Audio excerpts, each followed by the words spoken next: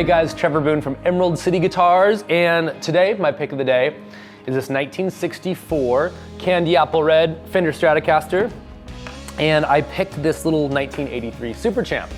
So let's start with this guitar. So obviously it's a custom color.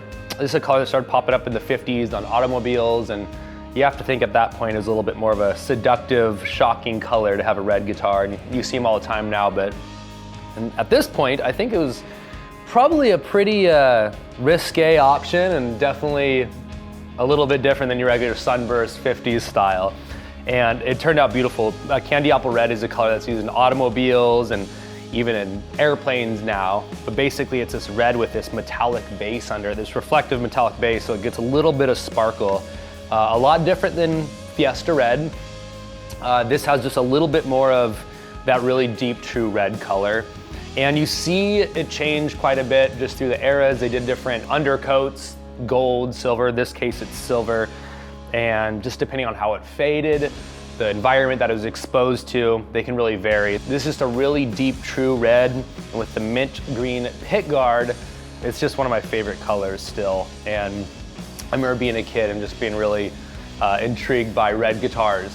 I feel like that's a common thing. A lot of people's first guitars are red, and it's still cool. There's quite a few out there just through the eras. It's a color that they stuck with. So it's a color that you actually see pretty frequently back in the 60s as far as custom colors goes. It was a combination that I think they're happy with, especially complementing the mint green guard, and just a good color that they're pushing out through the early 60s and kind of until today. So again, we have the small headstock. This is pre-CBS 1964. It's 100% stock. It has the 3-way, and you can get that other 5-way by kind of, sticking it in there if you know that little trick. If it was mine, I'd probably throw a 5-way in there just because I use all the options, but it's just nice to see that no one's been in there and tinkered with any of the soldering or whatnot. This does have a veneer board, but it's a really, really, really dark, nice Brazilian board that plays really well, sounds super snappy, and I've just been a big fan of this guitar. I wanted to show you guys a little bit more detail. So let's talk about this little amp. I have a funny story about this amp. I obviously grew up in a guitar shop since I could walk, and I remember guys hauling these in. All the older cats love these Super Champs. They're probably obviously hanging and playing when they were first introduced, I think in 1982. And it was a little different than your traditional black face or silver face champ that you're used to. They're way, way, way louder. There's a lot more headroom. You have a master volume, a mid boost, you have spring reverb. It's just a different deal. And whenever I was first exposed to them, I felt like the first thing that people talked about was the lead channel, which when I first plugged in, I'm not a big fan of it. It's that Rivera era. It's just different than you're used to for classic Fenders.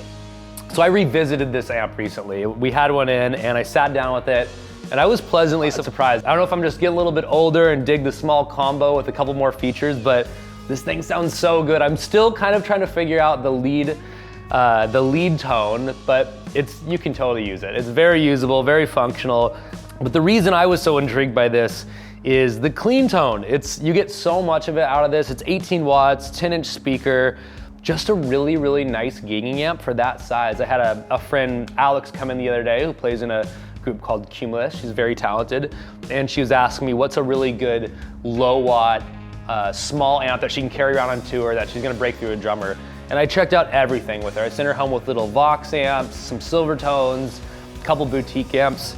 And finally I went back to this. After I'd already given her that stuff, I revisited this and I called her. I'm like, you should probably come by and pick this thing up. So she is gonna check it out today. It might not be for sale, but for anybody who's looking for a lot of Fender headroom and a small combo with reverb, with a master volume, this thing's about as big as a shoebox. It's easy to carry around and gig with, and I'm a fan. I'm joining the masses who have been appreciating these for much longer than I have. I dig it, I'm sold. All right, so today I'm gonna have Ian Crawford, a band member of mine, one of my best friends, do the demo on this. If I'm flipping this upside down like so, I don't think I'll be able to really showcase this one properly, so I'm gonna hand it over to the pro and have him show you how it sounds. Thank you so much for watching, and hope you enjoy the show.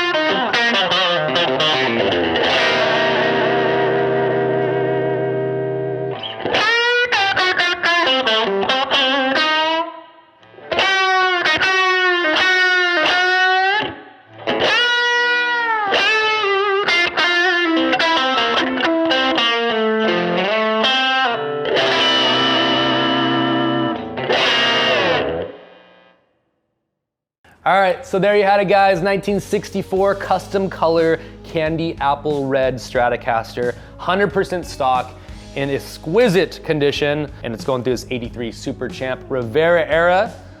If you dig it, they're all on the website. Check it out and give us a call if you have any questions. Thank you so much.